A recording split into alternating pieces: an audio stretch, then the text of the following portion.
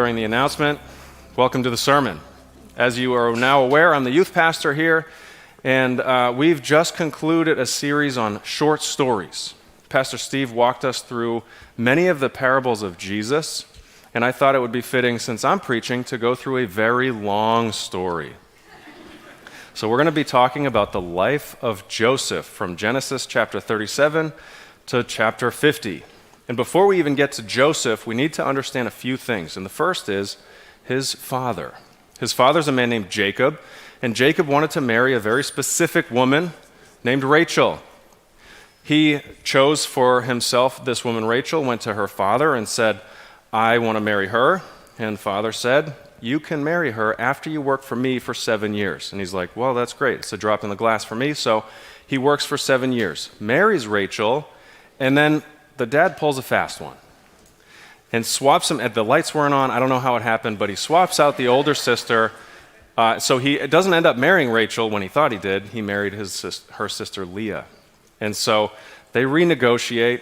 I'd be pretty upset about this, but they renegotiate, and the dad says, listen, after 1 week of being married to Leah, you get Rachel, but you have to commit 7 more years to me. And that's what happens. So he works for this guy for 14 years. And then he gets finally, after 7 years and 1 week, he gets Rachel. Rachel is the wife he wanted the most. Fun facts involved in this: he also had 2 other wives on top of the 2 sisters that he fathered 10 children with. Rachel, for a long time, was barren. And they kept trying, and it wouldn't happen, so they had 10 other kids with his mistresses, or his concubines, and his wives. So he finally, later in life, bears 2 children with Rachel, Joseph and Benjamin. Now, Joseph is his favorite son. But don't take my word for it. Follow along on the screen. Genesis 37, 2 through 4. I'm going to go through the second. It says, Joseph, being 17 years old, was pasturing the flock with his brothers. He was a boy with the sons of Bilhah and Zilpah, his father's wives. And Joseph brought a bad report to them to their father. Now Israel, interchangeable for the name Joseph here, Jacob here, loved Joseph more than any of his other sons, because he was the son of his old age. And he made him a robe of many colors. But when his brothers saw that their father loved him more than all his brothers, they hated him and could not speak peacefully to him. Now Joseph is Jacob's favorite son, and Jacob makes for him a robe of many colors. It is no small task to make colored garments 3,800 years ago. They didn't have dyes like we have at Walmart or Michael's. It's a very strenuous task to make anything a color that you want it to be back then. And he gets this robe of many colors. This is a gift of incredible value. Right nowadays, think heirloom, platinum Rolex. This is a very, very expensive and meaningful gift. Not only that, the brothers see the favoritism that Joseph receives from his father, and they hate him for it. On top of that, he's just told on them. So he's adding insult to injury here. Now, if any of my brothers are watching this, they'll know that I am our mother's favorite son. That's no secret. I live at her house when they have to live in their own houses that they bought for themselves. But I often wonder in my life, am I my dad's favorite son? Right? I'm the oldest, and I played hockey with him, and he was my coach, and I went to his hockey games super late at night on school nights, 10 p.m. in Boxborough. I was on his motorcycle with him all the time. He would never express it. He, in fact, made us all feel like we were his favorite sons. But I often wonder, am I his favorite?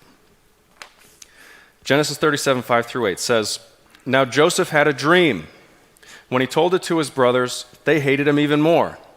He said to them, Hear this dream that I have dreamed. Behold, we were stood upright. Behold, we were binding sheaves in the field. And behold, my sheaf arose and stood upright. And behold, your sheaves gathered around it and bowed down before my sheaf. His brothers said to him, Are you indeed to reign over us? Or are you indeed to rule over us? So they hated him even more for his dreams and for his words. Why he would tell his brothers this dream is beyond me. He is just fueling the fire of hatred against him. But he continues. They're having none of it. All right? Then he has even more dreams. Then behold, another dream. He had another dream and told it to his brothers and said, behold, I have dreamed another dream. Behold, the sun, the moon, and 11 stars were bowing down to me. And when he told it to his father and to his brothers, his father rebuked him and said to him, what is this dream that you've dreamed? Shall I and your mother and your brothers indeed come to bow ourselves to the ground before you? And his brothers were jealous of him. But his father kept the saying in mind. Normally, saying something like this to your father would cause disdain or a rift in the relationship. But remember, Joseph is his father's favorite son, so he rebuked him, but he kept it in mind. Now, the brothers move on. They travel about 50 miles north to tend to their flocks. They're caring for animals. They're shepherds. And Jacob sends Joseph to look after them, to check in with them. Joseph gets to where they're supposed to be, and he finds an unnamed stranger. And he's like, hey, where'd the guys go that were tending their flocks? And the unnamed stranger says, well, they kept going on up to Dothan, right, about 16 miles north. So at this point, he's roughly 65 miles away from home, away from his father, and all alone as a arguably 17-year-old boy. Now this is where trouble strikes. 37:18 says, they saw him, the brothers saw him from afar, and before he came near to them, they conspired against him to kill him. He's just told them these dreams that basically for their hatred, they hated him for the favoritism he experienced. They hated him for these dreams that didn't help his case at all. He's tossing napalm on the fire of their hatred. Now let's kill him. They come up with this grand scheme to kill Joseph. And so they're all conspiring together. They make this plan, and it would work, right? They could get away with this if they all team up. Reuben, the oldest biological brother that he has, with Jacob, with his first wife, their first child, wants to gain his father's favor. So he says, you know what? Instead of letting us kill him, let no bloodshed come from our hands, let's throw him in this pit. And secretly he's thinking to himself, I'm going to go and retrieve him, bring him back to our father, and then Dad will love me again, right? So they toss, and they're like, yeah, let's go along with this. Let him starve to death or burn up, whatever. They throw him in a very deep, waterless pit to die. And then they're eating a meal. How you can eat after that is beyond me. They've just resolved to kill their brother, but then they're having a meal, and some traders go by, a caravan of traders. And Judah, the more enterprising of the brothers, says, listen, killing him doesn't make us any money. Let's sell him. So they pull him out of the pit, they sell him into slavery, and then they take the robe of many colors, and they smear goat's blood on it, and they bring it back to their father and convince Dad that Joseph is dead. What's odd to me, what's interesting, is that Jacob, years and years and years before, got his father's blessing by covering himself in goat's wool, right? And now and deceived his father. And now he, the father, is deceived by goat's blood on the robe. Interesting how the Bible weaves everything in and out of itself. So now Joseph is sold into slavery. And my guess is this is old hat for a lot of you guys, right? This is an old story we hear in Sunday school a lot. Many of us, this is like, okay, get to the exciting part. We know this, right? I didn't know this. I didn't hear this until I was in college. My only real experience with Christianity was occasionally going to VBS for a week or so during the summer as a child for free childcare, or we had very Christian neighbors. I had a neighbor that was about the same age as me, and they were the type of Christians that took their faith very seriously. They prayed before meals, they watched VeggieTales, they didn't say foul words. They invited me to church constantly. And I ended up going, I think, a few times. I don't remember it. I was mentally checked out. They took me to Camp Wonderland in Sharon a couple times. I watched the guy get crucified there. That was interesting. But they tried so much so that I would say to my friend, yeah, whatever, I'll go to church with you on Sunday, and then completely forget. Sunday morning would come around, and I would watch them in my pajamas pull into the driveway, and my dad would wave them on, and, Dad, they're going to be mad at me. He said, they can't be mad at you. They have to forgive you because they're Christians. And they would continue on. We see in Joseph's life, they wanted to kill him, right?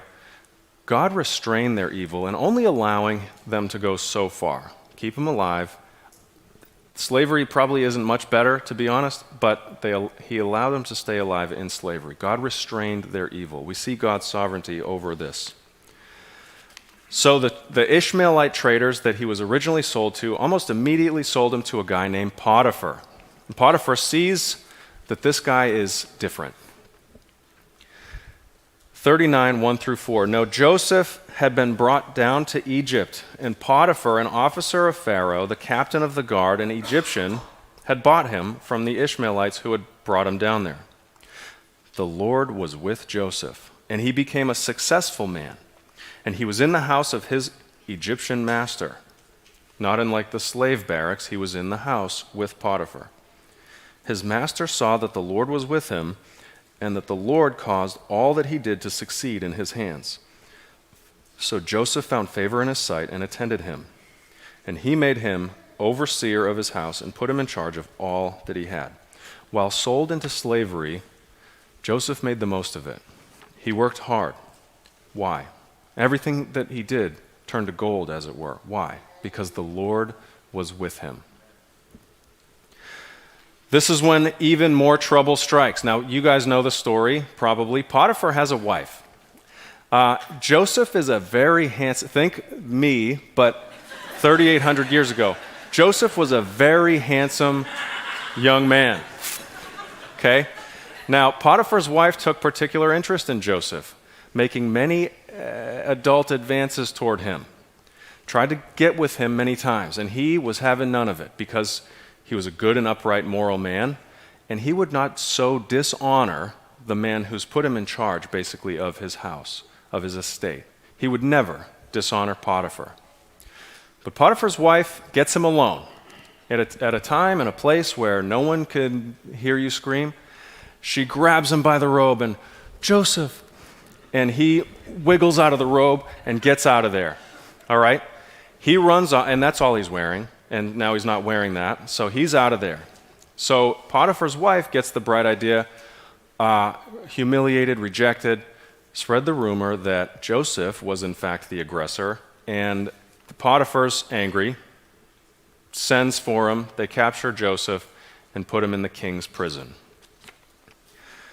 But the Lord was with Joseph. Had this been any other person, Potiphar, with all the authority he had, would have just killed him. But Potiphar knew two things. He knew Joseph, and he knew his wife. So Joseph is relegated to the king's prison. In prison, pick up with me in 39, 21 to 23. But the Lord was with Joseph and showed him steadfast love and gave him favor in the sight of the keeper of the prison. And the keeper of the prison put Joseph in charge of all the prisoners who were in the prison. Whatever was done there, he was the one who did it. The keeper of the prison paid no attention to anything that was in Joseph's charge, because the Lord was with him. And whatever he did, the Lord made it succeed. God was with Joseph. When the brothers wanted to kill him, God was with him, restraining the evil. When he was in slavery, God was with him.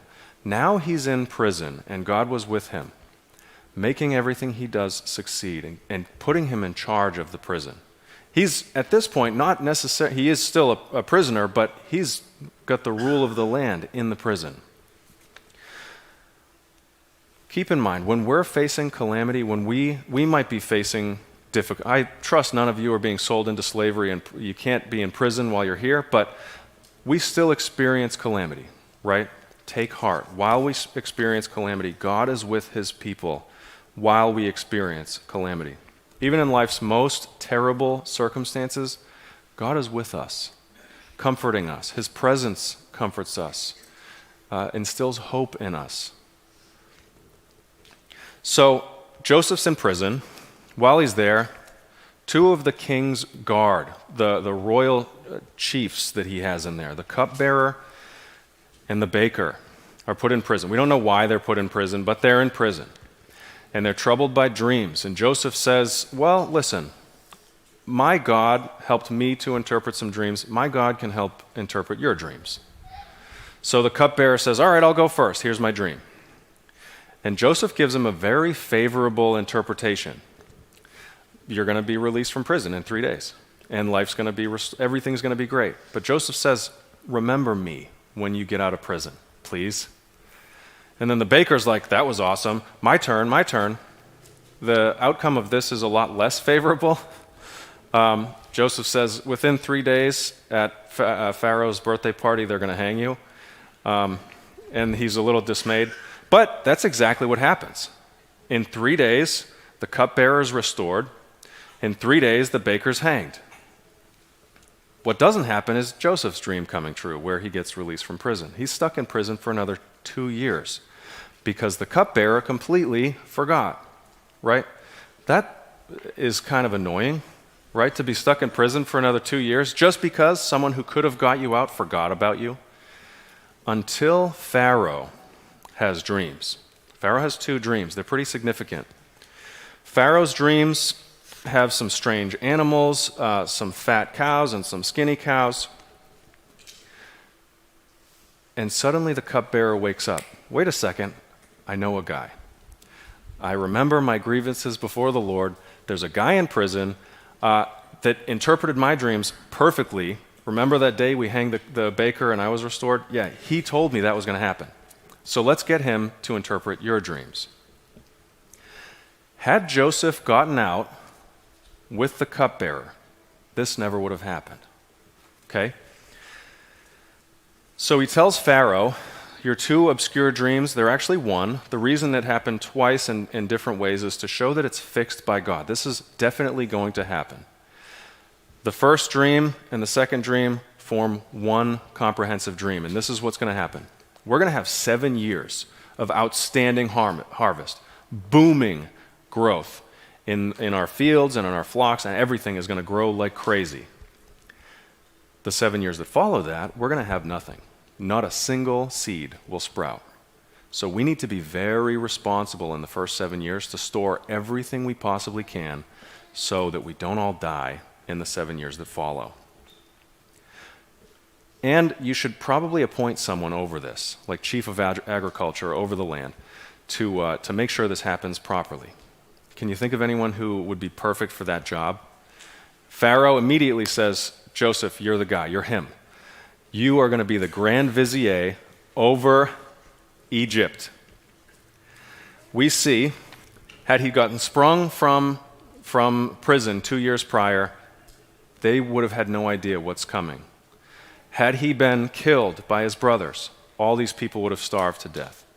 Had Potiphar's wife worked, he never would have got to where he had to be. All of that had to happen. So by this time in the story we're going to get to, they've collected. They have tons and tons in their storehouses. They have more food than anyone. Egypt is now the pinnacle food source in the region. And had had all these things not taken place, they all would have starved. Conservative estimates put the population of just Egypt between 1 and 2 million individuals, not including their flocks and their animals, just people. Not only that, but they are now in charge of feeding the surrounding communities. Okay? All of it had to happen exactly the way it did so that Joseph could interpret Pharaoh's dream and be put in the position that he's in to keep millions of people alive. So, he's in Egypt, speaking Egyptian. He's given a new name. Let's go back to the brothers. The brothers in a far-off land think, we know Egypt has food. Get all your money. Go to Egypt to get food. Jacob sends all of his sons, but withholds Benjamin. And just like when Joseph was approaching the brothers in Dothan, they saw him, but he didn't see them, and they conspire to kill him. Joseph sees his brothers and recognizes them. They don't recognize him. He's wearing Egyptian clothes, speaking the Egyptian language.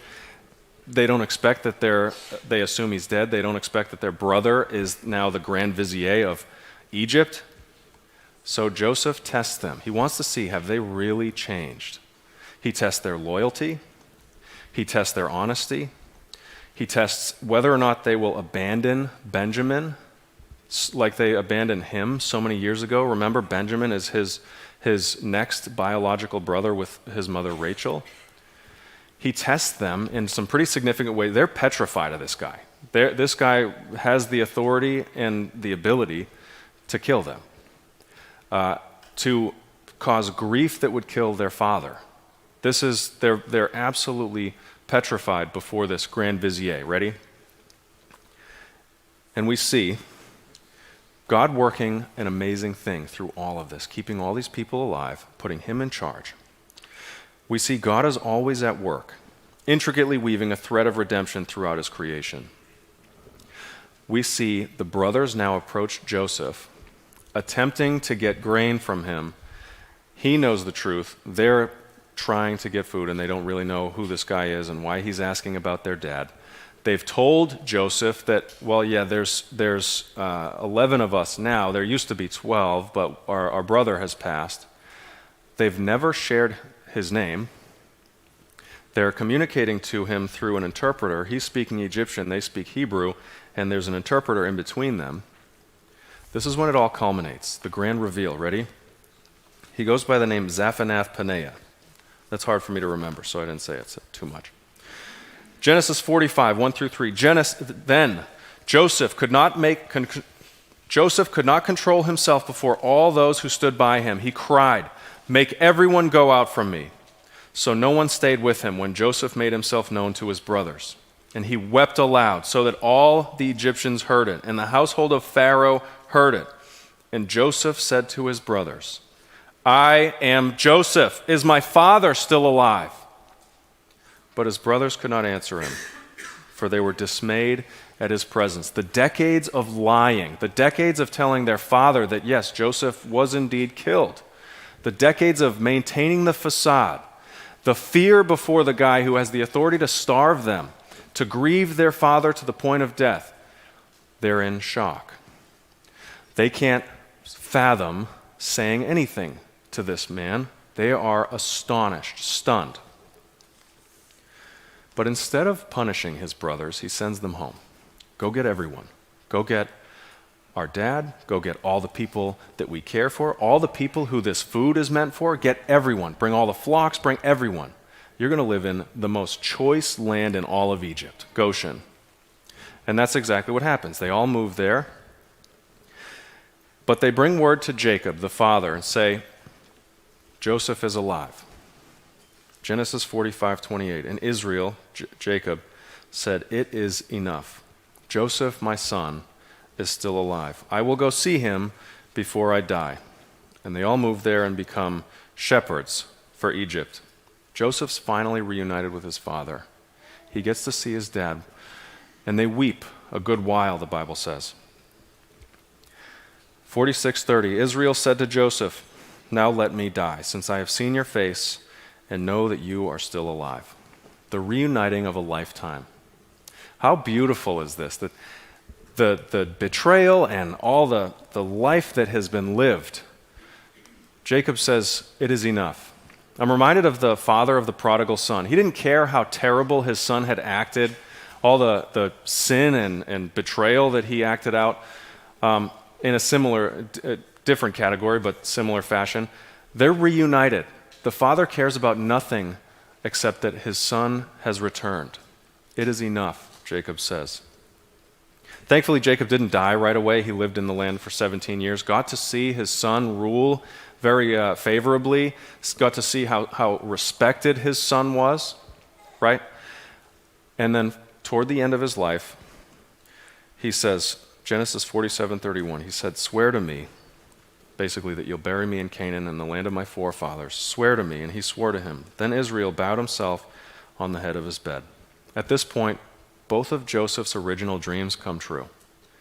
The brothers bowed in respect to the grand vizier, Joseph, passages and passages before. Now we see Jacob bowing to his son out of reverence, out of respect, that he will do what he wished. Both of the dreams were not nearly as malicious as they once seemed, right?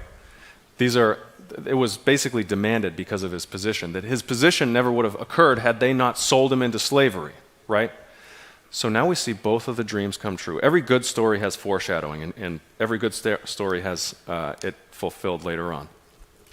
Jacob knows his time's coming to an end. He knows that he's not going to be with us much longer, so he blesses his sons. Jacob, I think I said. That's who I meant to say. It's confusing. Genesis 49:33. When Jacob finished blessing his sons, he drew up his feet into the bed and breathed his last, and was gathered to his people. He's embalmed in Egypt, buried in Canaan. Egypt mourns for 70 days. The patriarch Jacob is now dead. We're going to pause there for a second. On July 3rd, 2001, I had just returned from a vacation to New Hampshire with my family. And I was spending the night at my friend Lawrence's house. We were having a sleepover, and the next day we were going to watch the July 4th fireworks on his parents' boat in the Charles River.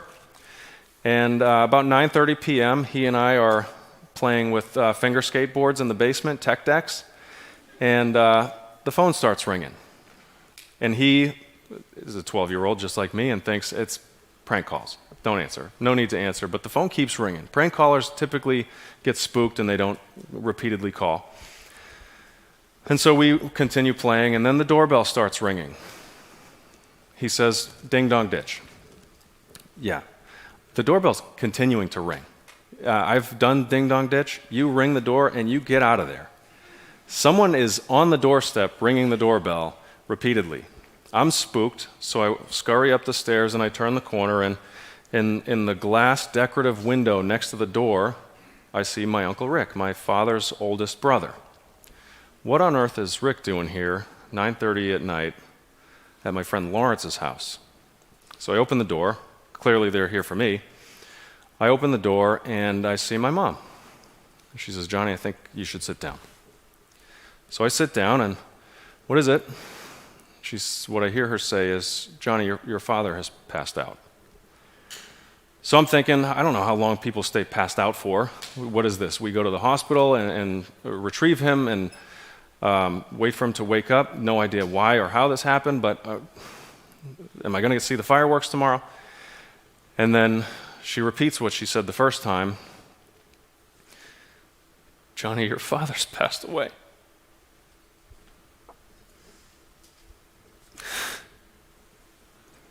My world suddenly went from being really awesome to thinking, am I ever going to smile again?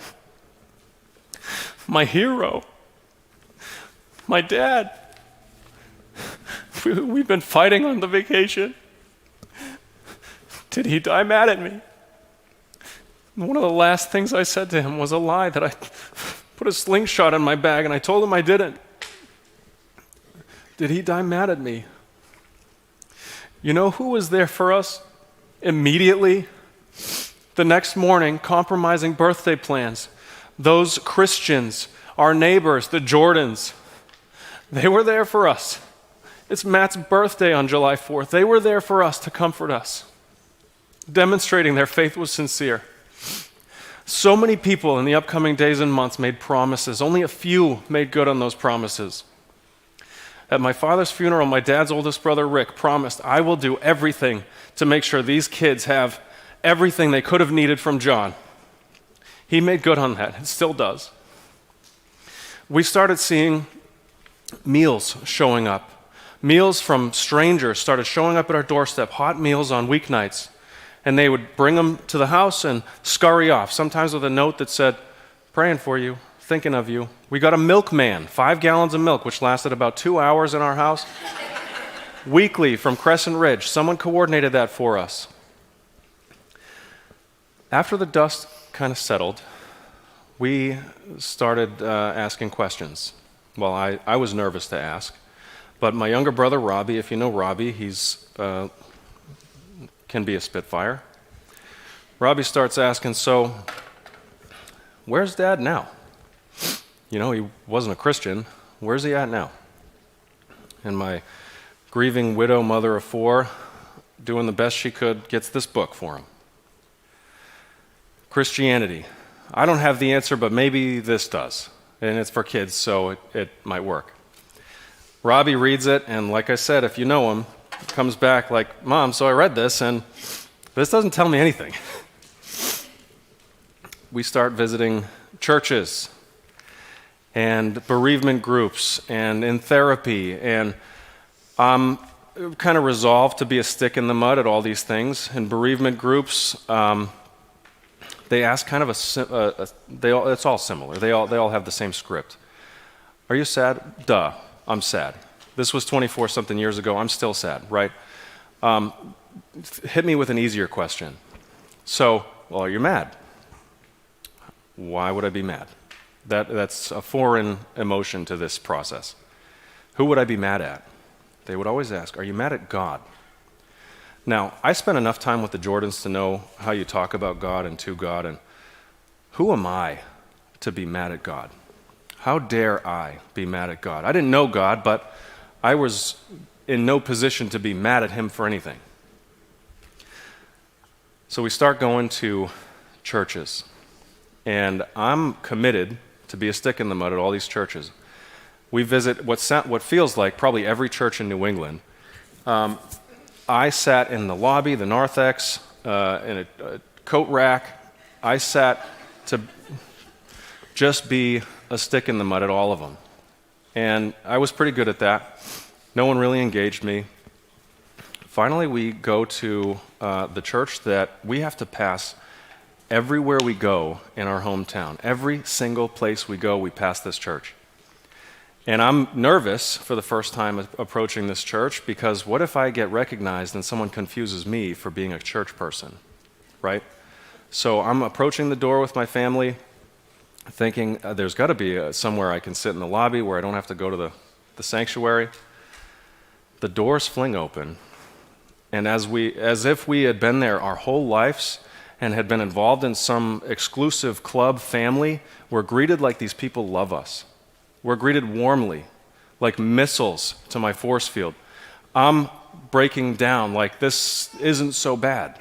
The doors swing open and we're warmly greeted. And at the top of the stairs, Christine Sherman, a girl I knew from the skate park, says, "Johnny, come sit with us."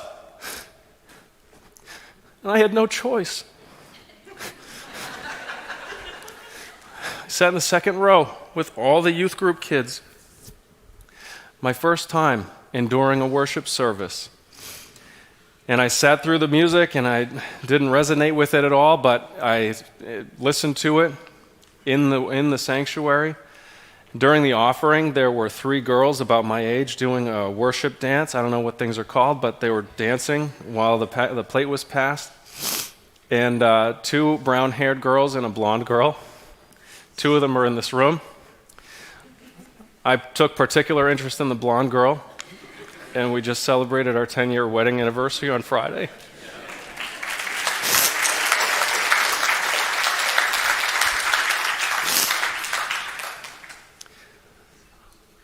I started coming to the youth group here. I met Andy. Andy liked me for some reason. I was kind of a punk, and our whole family was committed to Church of Emmanuel within the first hour of being here. I don't think we realize the impact that a warm greeting has in New England. That changed everything for me. God was using you guys. I learned later on that it was Emmanuel who coordinated the meals for our family. It was Emmanuel, someone from Emmanuel coordinated Crescent Ridge milk to be delivered to our house. You guys loved us before you even knew us. I look back at that. This place means everything to me. While I was kind of a punk to Pastor Andy, I said, "Hey, kind of tongue-in-cheek, where's my dad now?" And he, unlike anyone else, everyone else up until this point, had said, "Well, he's your guardian angel." Well, he wasn't an angel on earth. How did that happen? Right?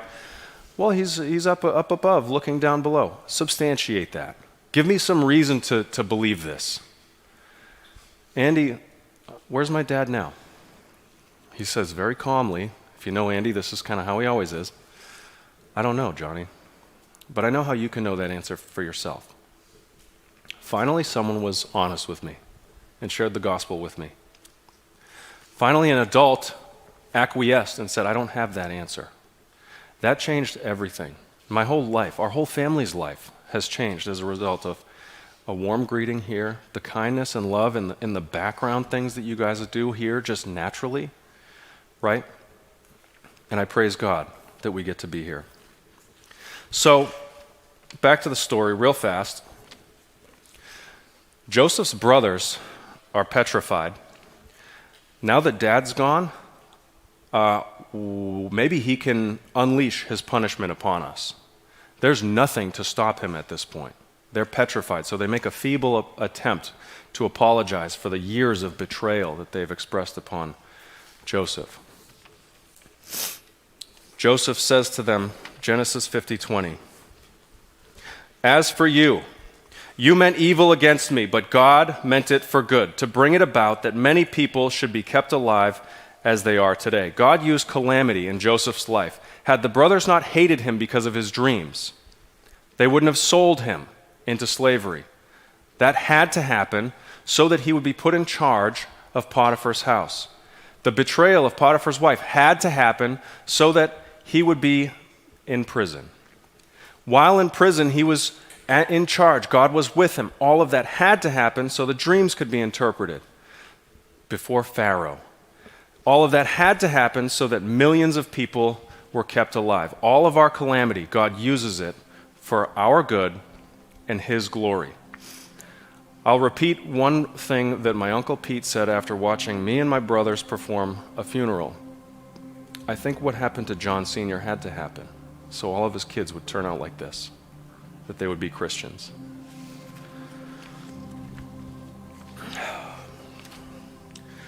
Looking back, I believe that.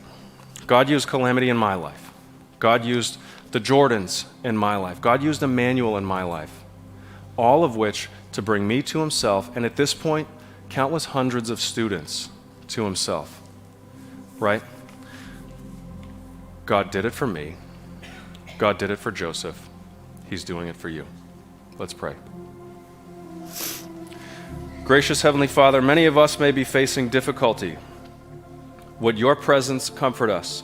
Would you make us experience that you are with us and help us to see your hand at work in our calamity, that we may glorify you now and when we see what you are doing. Be with us in Christ's name. Amen.